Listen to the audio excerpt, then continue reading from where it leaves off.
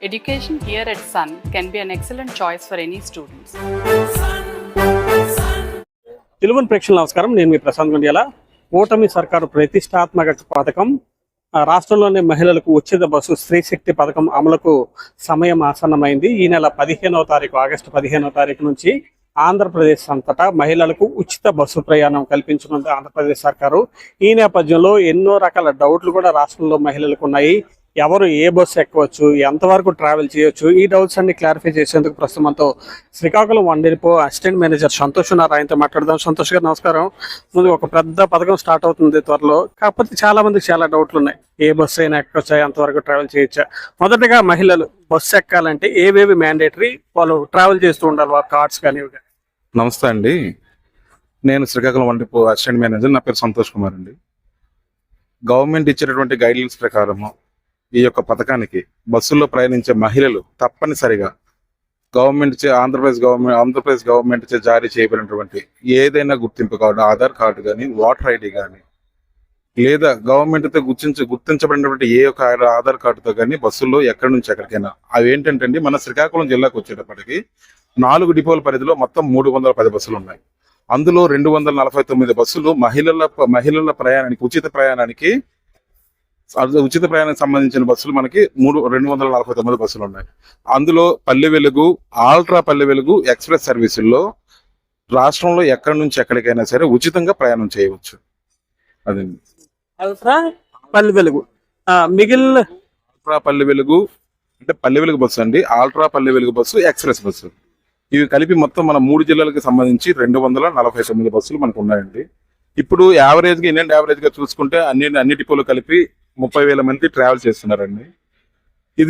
ఇది మనకి ఒక 45,000 వరకు, 15,000 పెరిగి ఒక 45,000 వరకు ట్రాన్స్పోర్ట్ పెరిగే అవకాశం ఉంది. ఈ యొక్క ట్రావెలింగ్ టైంలో ఏంటంటే మహిళలకి టికెట్ ఇచ్చేటందుకు గాను అందరి సిబ్బందికి కూడా, వన్ డిపోలో ఉండే అందరి సిబ్బందికి, మిగిలిన డిపోలో ఉన్న అందరి సిబ్బందికి కూడా టికెట్ ఇష్యూ అనేది ఏ విధంగా చేయవచ్చు, WFT అంటే world women free travelling ticket ఏ విధంగా ఇష్యూ చేయొచ్చు అనేది దీని మీద అందరి సిబ్బందికి కూడా ట్రైనింగ్ ఇవ్వడం జరిగింది. ఈ పథకాన్ని ప్రతిష్టాత్మకంగా తీసుకున్నటువంటి గవర్నమెంట్ తీసుకున్నటువంటి ఈ పథకాన్ని ఆర్టీసీ సంసిద్ధంగా ఉందండి. ఆంధ్రప్రదేశ్ మహిళలకైనా, మహిళా పౌరులకైనా, ఎవరైనా మహిళలు ట్రావెల్ చేయొచ్చు. ఆంధ్రప్రదేశ్ గుర్తించబడిన ఆంధ్రప్రదేశ్ ఐడి కార్డు ఉన్నటువంటి, ఆంధ్రప్రదేశ్ జారీ చేసినటువంటి ఐడి కార్డు ఉన్నటువంటి మహిళలు, ఆంధ్రప్రదేశ్ గవర్నమెంట్ చే ఇష్యూ చేయబడినటువంటి ఐడి కార్డు ఉంటుంది కదండి, ఆ యొక్క మహిళలకు వాళ్ళు ఎక్కగానే మీరు చూపిస్తారు. ఈలోపు టెక్నాలజీ కూడా చాలా కొత్త పొంతలు తొక్కింది, దాన్ని కూడా మాడిఫై చేసే వ్యక్తులు ఉన్నారు. మీ దగ్గర ఉండే టీములు ఉంటాయి కదా, ఈ డేటాను ఆల్రెడీ కలెక్ట్ చేసుకునే వెరిఫై చేయగలదా మీ దగ్గర ఉన్న టీములు? అలా చేయలేదండి. డేటా అనేది మనకి ఏంటంటే UID, మనకి మ్యాక్సిమం చూసుకుంటే ఇప్పుడు ఆధార్ కార్డు డేటాని స్కాన్ చేయడానికి మనకి పర్మిషన్ లేదు, మనం చేయలేము కూడా. వాళ్ళు ఫిజికల్ గా చూపించినటువంటి దాన్ని మన కళ్ళతో కన్ఫర్మ్ చేసుకుని ఇవ్వడమే తప్పితే కానీ చెక్ చేసుకుంటూ మనం ఇవ్వలేము. ఇప్పుడు ఇదైతే మీరు చెప్పారు, ఇంతవరకు ఒక 35,000 మంది మహిళలు మంత్లీ ఆన్ అండ్ యావరేజ్ చేస్తున్నారు. దానివల్ల మీకు ఎంత ఆదాయం వచ్చేది, భవిష్యత్తులో ఈ ఆదాయాన్ని ప్రభుత్వం మీకు ఎలా రీప్లేస్ చేస్తుంది? ఇప్పుడు ట్రావెల్ చేసినటువంటి టికెట్లు మాకు చూసుకుంటే సార్, ఈపీకే ఓఆర్ విషయంలో కూడా ప్రతి ఒక్క డిపోది కూడా 40%తో నడిచేదండి. అంటే 40 రూపాయలు ఈపీకేతో నడిచేది, 70 ఓవర్తో నడిచేది. ఈ పథకం అవడం వల్ల ఈ పథకానికి ఆ టికెట్ పైన స్త్రీ శక్తి అనేసి ఒక పేరుతో, ప్రభుత్వం ఇచ్చినటువంటి పేరుతో గవర్నమెంట్ అంటే టికెట్ కాస్ట్ అనేది వస్తుంది, రాయితీ అమౌంట్ అనేది వస్తుంది, పే చేయవలసిన అమౌంట్ అనేది 0 అనేది వస్తుంది. ఈ రాయితీ అమౌంట్ ఏదైతే ఉందో, మీ మహిళకి ఇచ్చినటువంటి టికెట్ ఏదైతే ఉందో అది గవర్నమెంట్ నుంచి మాకు వస్తుంది. కాబట్టి ఈ యొక్క పథకంతో ఆర్టీసీకి మంచి రోజులని నేనైతే అనుకుంటున్నాను. ఆక్యుపెన్సీ రేషియో పెరుగుతుంది, ఇది ఆర్టీసీకి మంచి కాలం అనేసి నేనైతే అనుకుంటున్నాను. మన జిల్లా వరకు మాట్లాడుకుందాం. యావరేజ్ గా పల్లె వరకు ఎక్స్ప్రెస్ అంటే కొన్ని సర్వీసులు కొంత బౌండరీస్ వరకే ఉంటాయి కదా, ఎలా ట్రావెల్ చేయాలి? ఇక్కడ పల్లె వేలుకి ఎక్కుతారు, మాక్సిమం ఎక్స్ప్రెస్ వరకే వీళ్ళకి అవకాశం ఉందనుకుంటా. అల్ట్రా కూడా అల్ట్రా లేదు. ఎంతవరకు మన జిల్లా వరకు పరిధి ఉంది, ఎంతవరకు మాక్సిమం ట్రావెల్ చేయడానికి వీళ్ళకి అవకాశం? మన జిల్లా పరిధి తీసుకుంటే ఇచ్చాపురం నుంచి బార్డర్ మనకు స్టార్ట్ అవుతుంది. ఇచ్చాపురం నుంచి ఎక్స్ప్రెస్ స్టార్ట్ అవుతాయి. అవి టువర్డ్స్ విశాఖపట్నం వరకు ఎక్స్ప్రెస్ సర్వీస్ ఉన్నాయండి. టువర్డ్స్ విశాఖపట్నం అంటే 241 కిలోమీటర్ రూట్ లెంత్ వరకు కూడా ఈ ఎక్స్ప్రెస్ సర్వీస్ అనేది మనకు ఉంది. ఆ ఎక్స్ప్రెస్ సర్వీస్ కి 240 కిలోమీటర్లు ఇచ్చాపురం నుంచి విశాఖపట్నం, మనకి శ్రీకాకుళం నుంచి రెగ్యులర్ గా ఉంటుంది సార్. దానికి ఇచ్చాపురం నుంచి విశాఖపట్నం ఎంత ఛార్జ్ అవుతుంది, భవిష్యత్తులో వీళ్ళకి ఎంత మేర అది లబ్ధి అయ్యే అవకాశం? అంటే ఒక టికెట్ ఇచ్చాపురం నుంచి విశాఖపట్నానికి ఎక్స్ప్రెస్ చూసుకుంటే ఒక టికెట్ వాల్యూ 330 రూపాయలు అండి. ఎక్స్ప్రెస్ 360 రూపాయలు. ఈ డబ్బులు అనేవి పూర్తిగా అది ప్రభుత్వం నుంచి మాకు రాయితీ రూపంలో వస్తుంది. ఇప్పుడు మహిళలు ఎక్కిన తర్వాత వాళ్ళకి సీట్లు ఎంత మేర ఆక్యుపై చేసుకోవచ్చు, రెగ్యులర్ గా టికెట్ కొని ప్రయాణించే వారికి వాళ్ళకి ఆల్టర్నేటివ్ ఏమైనా ఉంటుందా? అంటే మనం ఎక్కే వరకే వద్దని చెప్పలేమండి. ఎక్కే మహిళలు ఏ సీట్లైనా కూర్చోవచ్చు, ఇదే సీట్లు కూర్చోవాలని చెప్పడానికి ఏమీ లేదు. కాబట్టి బస్సు వచ్చేటప్పుడు ఎవరైతే మహిళలు ఉన్నారో మిగిలిన ప్రయాణికులు టికెట్ ప్యాసింజర్స్ ఎవరైతే ఉన్నారో వాళ్ళు కలిపి ఎక్కడం తప్పితే గానీ దీనికి గైడ్ లైన్స్ అంటూ ఏమీ లేవండి. మహిళలైనా బాలికలు కూడా దీంట్లో మెన్షన్ అవుతారు. అందరండి మహిళ అంటే చిన్న పిల్ల విద్యార్థుల దగ్గర నుంచి పెద్దవాళ్ళ వరకు కూడా వయోవృద్ధుల వరకు కూడా అందరూ కూడా మహిళల కింద వస్తారు. ఇది ఏ విధంగా ఇచ్చారంటే మహిళలకు నెక్స్ట్ ట్రాన్స్జెండర్స్ వీళ్ళకి కూడా ఉచితమని తెలియజేశారు. ఆల్రెడీ కొన్ని రాష్ట్రాల్లో తెలంగాణలో ఇదైంది. కొంతమంది అంటారు అట్ర ఫ్లాప్ అవుతుంది అని చెప్పి. ఒక సీనియర్ అధికారిగా ఉన్నారు. భవిష్యత్తులో మన రాష్ట్రంలో ఎంత మేర ప్రభంజనం ఈ పథకం సృష్టించబోతుంది?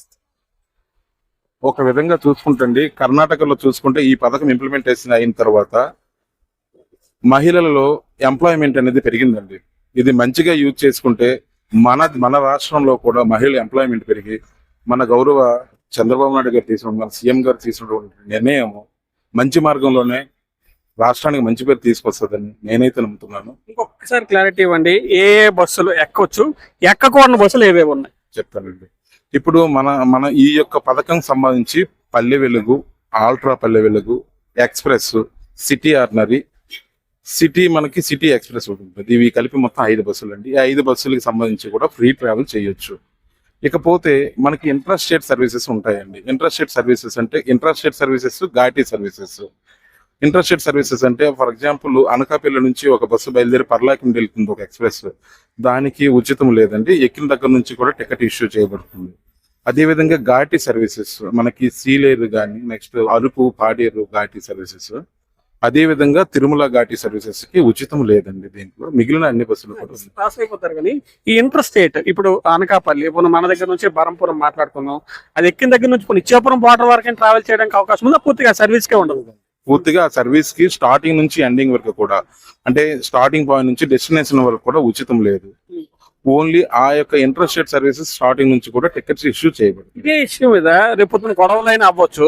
ఇప్పుడు ఇదే బస్సు మనం ఇంట్రస్టేట్ అనుకుందాం, అది ఇంట్రస్టేట్ అని ఒక సామాన్య మహిళ ఎలా ఐడెంటిఫై చేయగలదు? మీరు ఏమైనా చేర్పులు మార్పులు లాంటివి చేస్తారు? దానికి అదే ఎక్స్ప్రెస్ ఉంటుంది, కాకపోతే ఇంట్రస్టేట్ అనే ఒక బోర్డు ఉండి ఇది మహిళలకు ఉచితం లేదు అనేది ఫ్రీ టైం మెన్షన్ చేస్తామండి. దానికి చిన్న బోర్డ్స్ అనేది పెట్టడం జరుగుతుంది. సంతోష్ గారు క్లారిటీ ఇచ్చేశారు. అతి త్వరలో ఆరంభం అవుతున్న స్త్రీ శక్తి పథకం భవిష్యత్తులో ప్రభంజనం సృష్టిస్తుందని, ప్రధానంగా మహిళలకు పెద్ద ఎత్తున అవకాశం ఉందని చెప్పి ఆయన చెప్తున్నారు.